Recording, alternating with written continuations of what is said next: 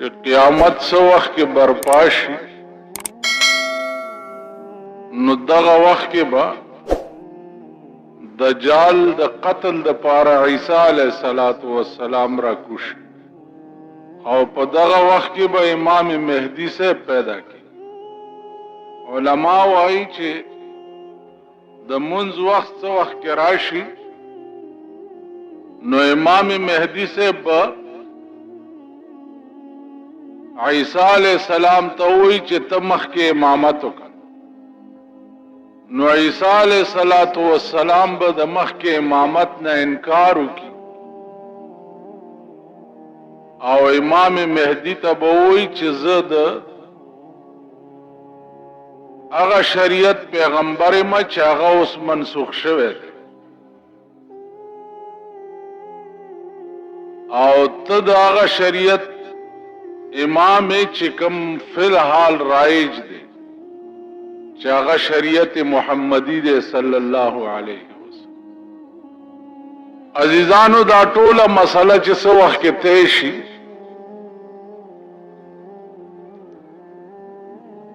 نو دغه وخت کې به حساب کتاب کیږي په شام کې.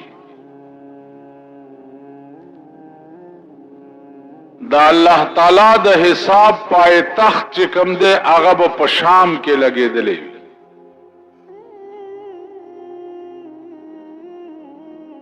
او دا ټوله دنیا د هر ګوټ نه به شام ته را روانه.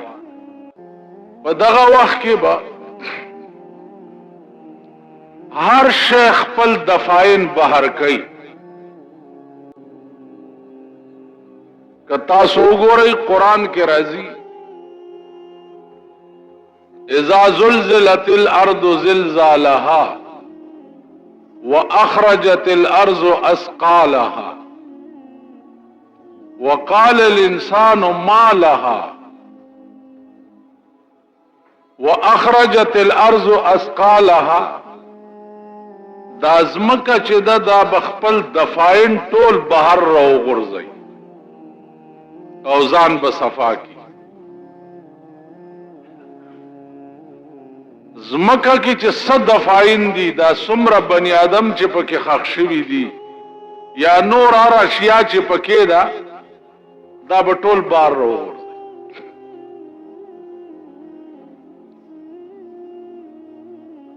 روایاتو کې راځي چې څه وخت کې د دې ځمکې نه خلق بهر راوځي نو دا به په مختلف شکلونو کې وي. یو ډله به د قبرونو نه داسې راوځي چې لاسونه او خپې به نه وي او صرف دا تنه به وي او د غونډارې غوندې برغړي او شام ته به روان وي. ملائکې به آواز وکړي چې یا رب دا څوک خلق دی؟ وای به دا هغه خلق دی چې په دې لاس یې چېرې سم کار نه و کړی او په دې خپو چېرته سم ځای ته نه و تللی. نو دا قسمه خلق چې دي دا به د قبرونو نه په دې حالت کې راپاسي. اوس خپلو لاسونو خپلو خپو ته کتل پکار دی چې اسې نه چې دغه ډله کې مونږ نشو چرته. زمونږ لاسونه چرې حلال نه کوي او زمونږ خپې چرته سم کار پسې نیسي. ټوله ورځ زمونږ خپې چرته رواني او ټوله ورځ زمونږ لاسونه څه کار کوي. دغه هر سړی خپل ګریوان کې وګورئ او ځان سره محاسبه وکړي چې خپې کم طرف ته ځي او لاسونه کم طرف ته. بله ډله به راپاسي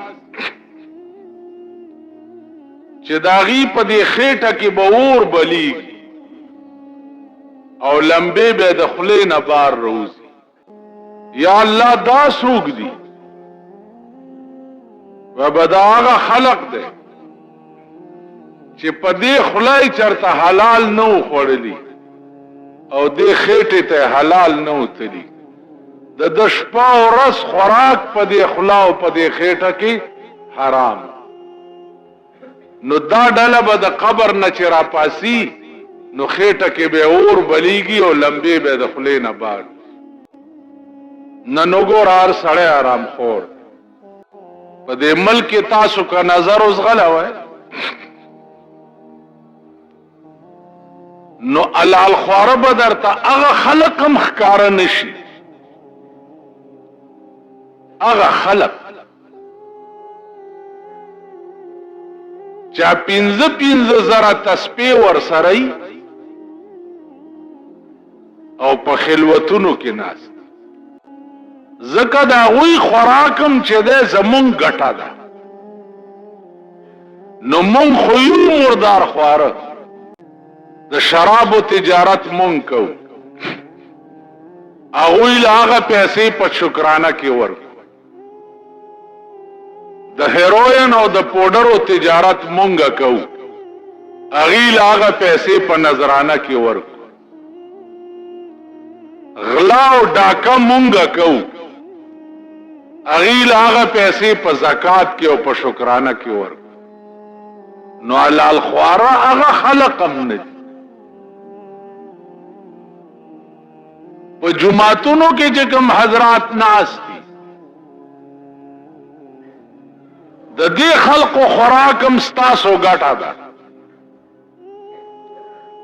نو ځان ته وګورئ ستاسو ګټه د دوی خوراک ده او ستاسو ګټه یقیني حرامه ده. نو لا محاله دا هم غریبان حرام فرق. زه دا تپوس کولی شم چې هلکه ستا د کوره وظیفه راله دا دې په څه ګټلې ده دا دې کم ځای نه راوړې ستا د کوره ترکاري راله دا دې کم ځای نه پخ کړې ده. زه دا تپوس کولی نو عرض مې دا عزیزانو چې مونږ به د هغه ډلې نه یو چې د قیامت په ورځ ځمکه مونږه بار راغورځوي نو زمونږ په خېټه کې به اور بلیږي او لمبې به هم د خولې نه وځي. بله ډله به راپاسي چې هغه به د خنزیر په شکل کې وي. خنزیران به خښ کړي به بني آدم وي او راپا بسی د خنزیر په شکل. یا الله دا څوک وبدا هغه خلق دی چې د دنیا د کار د پاره به منځ نه کول. د دنیا په کار کې به شپه ورځ ننوته او د منځ ټیم به چې راغی نو منځ به نه کولو. نو چې کم خلق د دنیا په روزګار کې منځ قضا کوي دا خلق به په قیامت کې د خنزیر په شکل کې د قبر نه راپاسي. نظر اوس غلوئ په دې ټول ملک نظر واچوئ چې د دې قماش خلق به څومره راپاسي د قبرونو نه چې به د خنزیر په شکل. الله دې امان راکړي. بله ډله به راپاسي چې دا شونډې به په دې سینه پرتی وي او دا جبه به په دې ګوډو لګي او دا غاښونه به د غویي د ښکرونو نه زیات لوی وي. په داسې خبیث او داسې مردار شکل کې به د قبر نه بله ډله راپاسي. یا الله دا څوک دي وبه دا هغه خلق دی چې په دې خوله به دوه مسلمانان جنګول.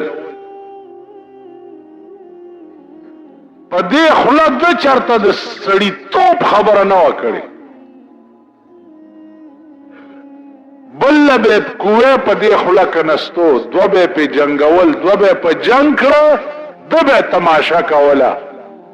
نو دې خوله ټوله زندګۍ کې د شیطان ډیوټي کړې ده نو دا دې داسې په پلیت شکل کې ځکه د قبر نه راپاس بیا نظر اوس غلوای تاسو چې زمون خلا ټوله ورځ څه کارونه کوي دو جنگول خو زمون د ګس لاس کار دی دا زمون ډیوټي ده نو دا قسم خلق بم په قیامت کې د قبر نه راپاسي عزیزانو یو بل ډله به راپاسي چې د هغې ډلې مخې ته به بورډ لګېدلی بورډ به لګېدلی او په بورډ د پاسه به لیکلي وي چې دا د زناکارو ډله ده نو کتبه به مخې ته یې لکه دا جلوس کې چې وګورئ تاسو دا کتبې رئیس هغه ورځ دلته یو جلوس تېرېدو د ترکاڼانو جلوس رئیس دی هلکه څه چل دی انکم ټیکس را باندې لګېدلی لوی کتبې مطبعې لیکلې مال جلوس چاته وباسئ تاسو خو د خپل لاسه داسې حکومت جوړ کړی دی چا د بجای رونه دي د بجای او ښځه وه نو هغې به هر کار وران کول هر کار به وران او نامه بجای وه نو چا مالکه تې ډېره تنګه شوه نو هر وخت به ورته فټیمون حالت آخر کې ورته ویل په فټیمو د بجای څه شي چې سوی پوزه په دا بیخ کې پرې کړی نشي په فټیمون حالت بجای نه شرمیږي سو پورې دی چې په بیخ کې ته پوزه نه یې پرې کړي نو تاسو د خپل لاسه د بجای حکومت جوړ کړی دی د بجای په حکومت کې جلوس خو جلوس دی چې په توده طبقې خو کېنئ پرتګیستلي او دا سنبه هم داسې چس ناري کی هم به هم ستاسو په خبره څوک غور ونه کړي وایه لګیا اوسه چاته وی دا د بجای رونه که ووایه ورته څو جمعې وشوې چې تاسو دې جومات ته راځئ او اوبه پکې نه څو جمعې وشوې اندازه وکړئ د بجلیګر مولا په جومات کې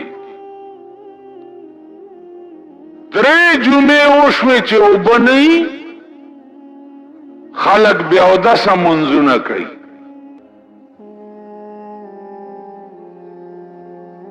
چې بجلیګر مولا لږه خولم لري جبم لري شورم اچولی شي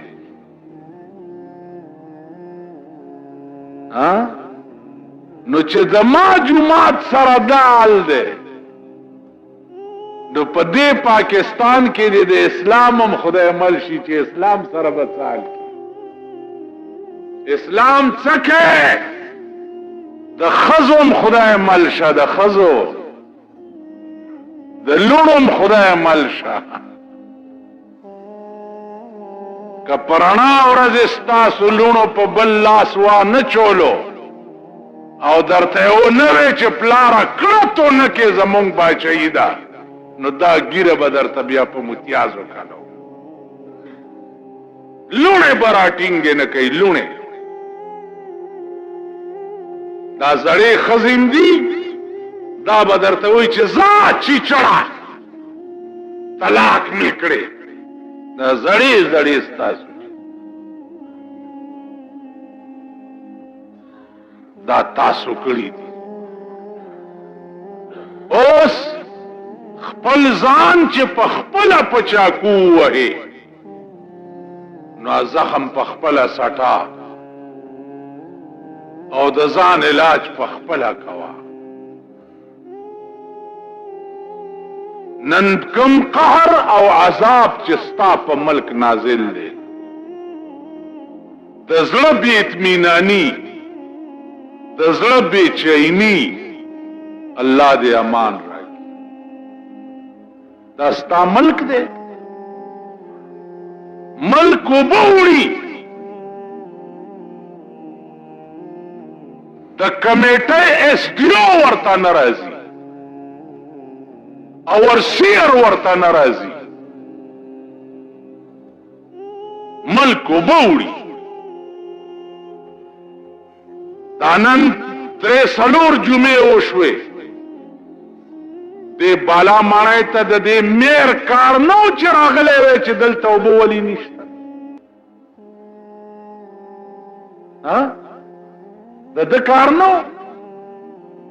ایس ډي اوګان راغلی وی، انجینیران راغلی وی چې اوبه نشته، د دې متبادل بل څه بندوبست پکار دی. پرون میں یو انجینیر ته ټلیفون وکړم، مالا لنډی په روډم کندې که نستی دي؟ ویلې جي میټیریل نشته. میټیریل پیژنئ؟ د سیمټو یو 2 تختې نشته چې لاندې پاسوري کیږي او کنده ټپه ده.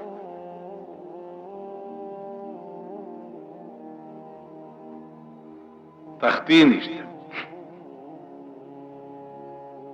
نو ډېرې ښې دي ما نورې کندې پکې وکړئ چې ټانګه کې تېرېږي او خړچ شي، دا پل مات شي. مونږ څه کار دی؟ مونږ وایو اشنا له پند ورکا، او چې پند نه وي د شګې پنډ ور په سر که چې ورمېږي مات شي.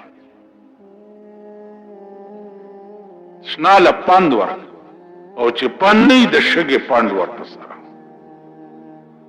یو سړی کار نه کوي، یو سړی.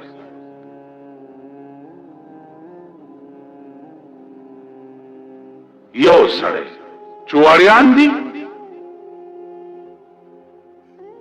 چواړي ته ووایه چې دا نالی وایه که. دروغه ته ووایه هلکه د علاقه وایه که. ماشکی ته وایه که. د کمیټای په لیست باندې 2000 کسان تنخواه اخلي، 2000، او په موقع باندې کار کولو والا 1500 کسان. 1500 د 1500 کسانو تنخواه د وړوکي سلیمان نه تر لوی سلیمانه پورې ټوله تقسیمیږي. بیا دا په ټیوبویلونو باندې چې کوم اپریټران لګولي دي، دا د کونسلرانو پر کټیان دي، دا ممبران نه دي، کونسلران. کله نه چې دا د بی ډي سسټم صدر ایوب دی خدای په خړ سیلاب یوړې کیا خبرې چې دا د بی ډي سسټم د رئیس دی د ملک بیړه تباه. هر یو د ټیوبویل اپریټر چې دی د کونسلر پر کټی دی. زمونږ د باغوانانو ډېری اپریټران چې دي 2 ورځې نه وي، یو سبزی والا دی هغه راشي مشین چالو چې ټیوبویل وسوځي، هاي د کور وران شه، کور د تباه او برباد شه. تا چېرې اچانک چې کړي دي دا اپریټران چې په ډیوټۍ موجود شته که نشته؟ نو په ډیوټۍ چیکینګ خو به هغه سړی وکړي چې هغه د خپلې خېټې درک پسې نه ګرځي. هسې ما ته وګورئ په دې پټو کې خو به م غواګانې، میخې، ګډې، چیلۍ دا خو به م لیدلي چې سریږي که نه په نور څه خو نه پوهېږئ داسې ماکوان غوندې یئ خبره پوهېږئ نه دومره خو به م لیدلي چې په دې پټي کې ګډې غواګانې میخې چیلی دا سریږي دا چې خسته بیانات اورېدلو دپاره زموږ یوټیوب چینل واجد اسلامیک سټوډیو سبسکرایب کې په دې به تاسو ته انشاءالله العزیز خسته واقعګانې او بیانات میلاویږي او د ګنټې د نشان در سره کلک کړئ تاسو ته آینده نوې نوې ویډیوګانې مخې ته راځي او د خپلو ملګرو سره لازم د ثواب په نیت باندې شریکه کړئ او په کمنټ کې ماشاءالله سبحان الله لازم ولیکئ ډېره مننه والسلام